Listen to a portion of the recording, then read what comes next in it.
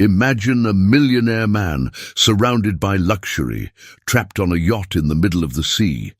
Loneliness and silence consume him, and, in an act of desperation, he makes a bet with destiny to marry the first pure-hearted woman who crosses his path, regardless of her appearance. Does it seem impossible? But what if that woman shows up? What if she is everything he never imagined? What happens when life tests our deepest beliefs? An unlikely meeting, an unexpected love, and a past that can destroy everything. Get ready to discover how true happiness can emerge where you least expect it. He made a promise, but is he prepared to keep it? Are you happy, Raphael, or are you just running away from everything again? Sophia's question echoed in Raphael's mind as he hung up the call.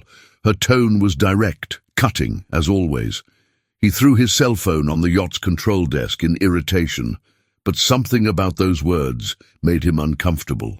The horizon in front of him stretched out, infinite, with the Mediterranean bathed in the setting sun. The water, which normally calmed him, seemed to mock his restlessness. He knew the answer. I wasn't happy. It wasn't an escape. It was something worse. A void he couldn't fill, no matter how much he accumulated in his life. The yacht's engine rumbled softly as Raphael looked across the blue expanse. The silence became unbearable as memories came flooding back, especially the father's. You're wasting your life, Raphael. True wealth is not in what you see, but in what you feel. These words, spoken by Giovanni Vittorelli before he died, haunted him for years. Raphael had ignored the advice, focusing on building an empire of luxury resorts and collecting superficial achievements. Still, the glitter of cars, women, and parties didn't stop him from feeling constantly adrift. He stood up, heading towards the bow of the yacht. The sea wind blew hard against his face as if it wanted to bring him back to reality. But the truth was that he didn't know what to do with that reality. Suddenly, the yacht's engine jerked, and a metallic sound echoed. Raphael stumbled, holding onto the railing. The engine began to choke, and seconds later stopped completely. The silence that followed was even more oppressive. No, not now. He rushed to the control room. Lights flashed on the dashboard, but no clear explanation emerged. He picked up the radio, trying to contact the Coast Guard. Nothing. Not even static. Taking a deep breath, he looked up at the sky, as if expecting a divine response. Is that it? Are you going to let me die here alone? The words came out without him noticing. Desperate, he punched the panel, feeling his despair growing. The sun was disappearing below the horizon, taking with it what little tranquility was left. He walked back to the bow, his footsteps echoing on the empty deck. The whole world seemed to conspire against him. It was then that he looked up at the sky again, this time with tears in his eyes. If you get me out of this, if you give me a second chance, I promise to change. I will marry the first good-hearted woman who crosses my path, no matter what she is, no matter who she is, I promise. The wind seemed to respond, whispering in his ears as the stars began to appear. Raphael didn't know if anyone had heard his plea, but for the first time in years, he felt something different. A glimmer of hope. The sound of a speedboat cutting through the waves echoed across the silent horizon. Raphael was leaning over the bow, trying to decipher the approaching flashing light. He rubbed his eyes, thinking that tiredness was playing tricks.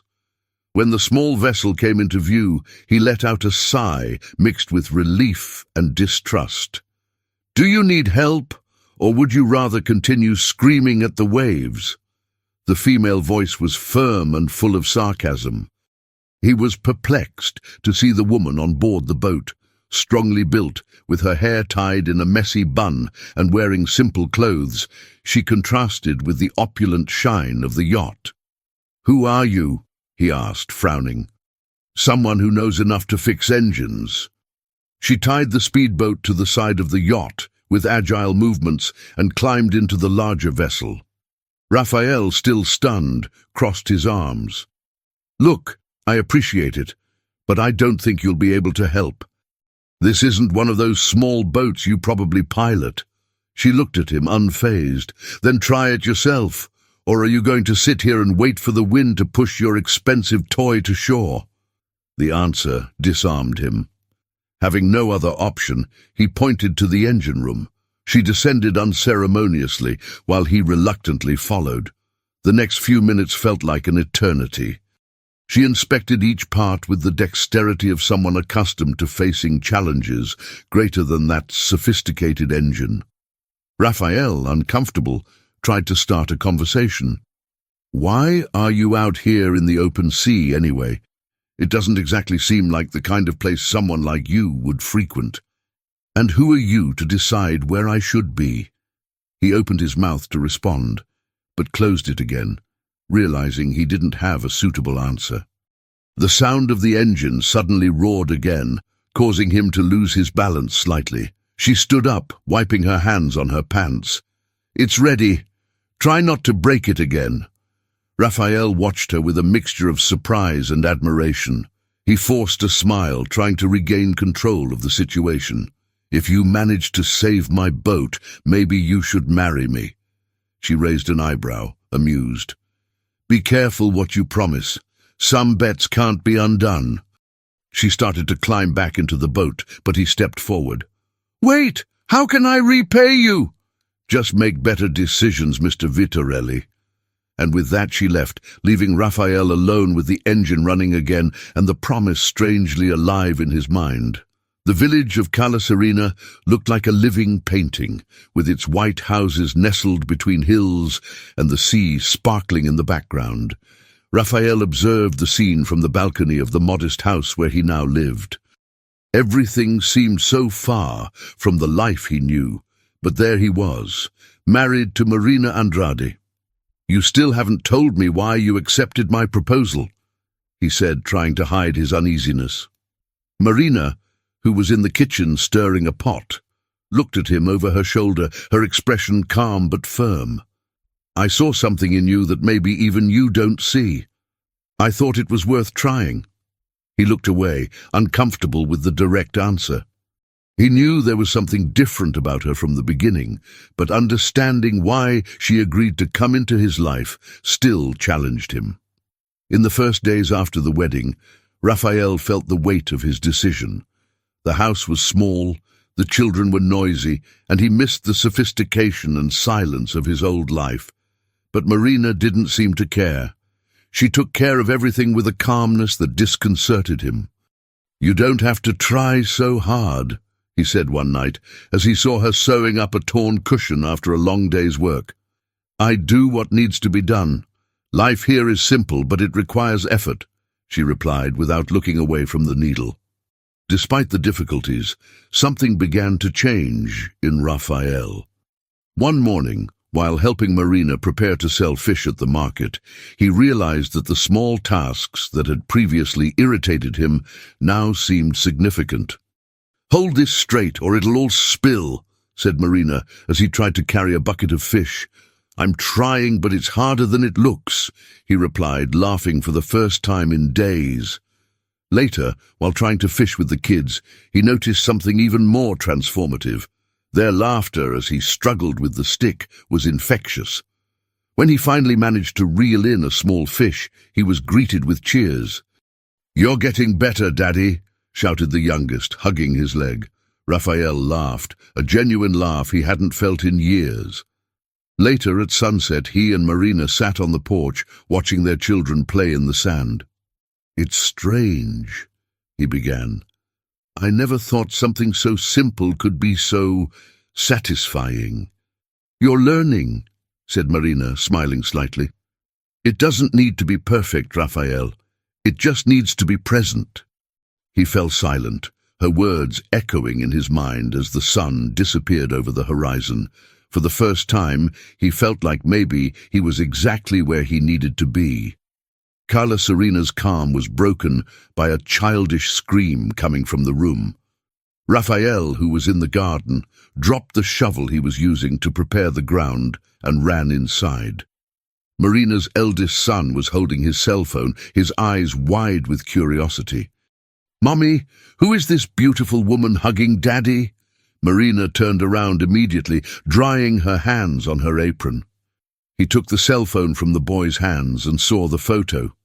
Raphael, elegant at a luxurious party, hugging a woman of stunning beauty. The caption hit her like a punch. "My kind of perfect woman." She took a deep breath, trying to maintain her composure. "It's just an old photo, honey. Go play outside." The boy obeyed, but Marina's gaze was already fixed on Raphael, who had just entered the door. He immediately realized that something was wrong. What it was? "That photo. Is that what you really want?" she asked, her voice filled with pain. "Am I just a bet for you, Raphael, or are you still stuck in this empty world?" Raphael remained motionless. He tried to search for words, but his mind was blank. Silence spoke louder than any explanation. Marina shook her head, disappointed. "I should have known. You never left this world. I was naive to think it would be any different." "Marina, wait." "I waited too long, Raphael," she interrupted, her eyes full of tears. "I'm not the perfect woman in this photo, and I never will be. I don't want to stay in a place where I will always feel insufficient." She turned and walked up the stairs, leaving him alone in the room. Raphael looked at the cell phone in his hands and felt a wave of regret overwhelm him. That photo was from months before I met Marina, a life he believed he had left behind. When Marina came down, she had 2 suitcases packed. "You didn't even try to stop me, did you?"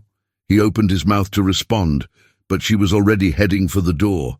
The children followed her, confused. Before leaving, she turned around one last time. "When you know what you really want, maybe you'll come to me. But until then, I need to protect my children from this cycle."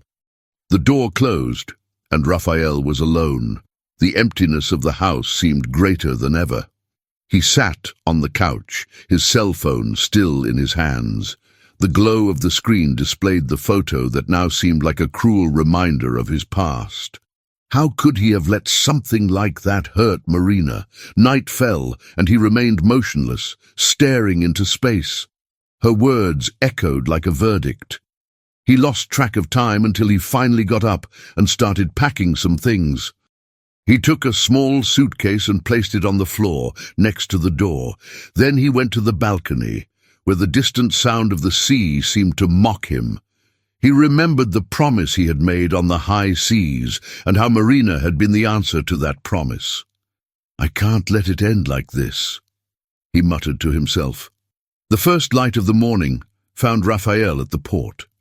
He climbed into his yacht and set sail, the engines roaring against the silence of the early morning. The sea was calm, but his heart was a storm. He traced the route precisely, analyzing the maps and calculating the places where Marina could be. I knew she hadn't gone far, knew her limited resources. I'll bring them back, no matter what. Hours later, as the sun shone high in the sky, Raphael spotted something familiar in the distance, a small speedboat. His eyes narrowed and his heart raced. It was her. He slowed down and approached carefully. Marina sat in the bow, her face serious as she tried to fix the engine. The children, restless, looked around, trying to hide the discomfort of the situation. When she noticed the yacht approaching, she stood up in surprise. Raphael went to the bow of the boat and shouted, "Marina, please listen to me." She hesitated, but didn't respond. Raphael took a deep breath, preparing to say what he had in his heart. "I know I made a mistake. I was stuck in the past, but now I understand what's really important. You, Marina, you and the boys are everything to me." Her silence was a harsh response, but he wasn't going to give up.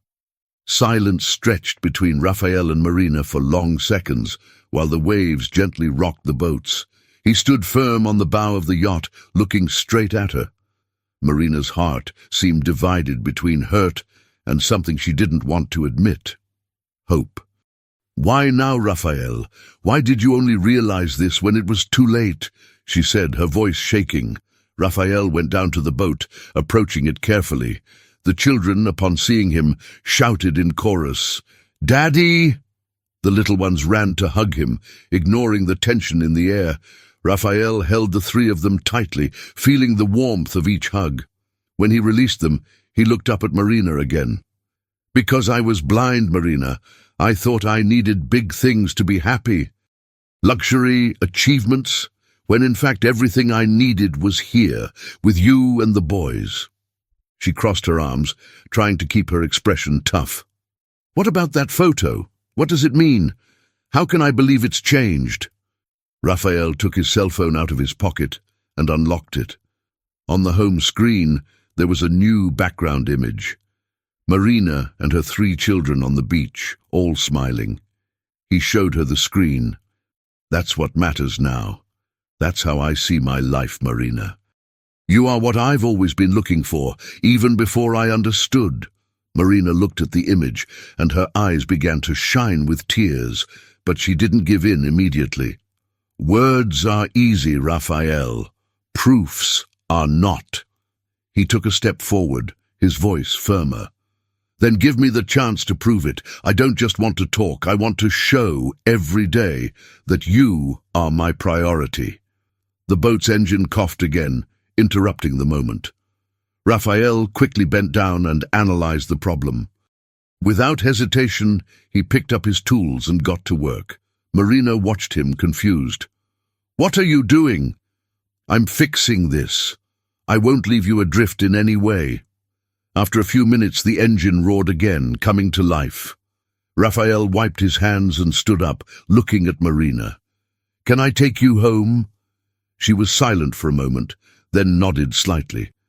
Raphael returned to the yacht, securing the boat safely for towing. During the journey back, the silence was filled by the constant sound of the waves.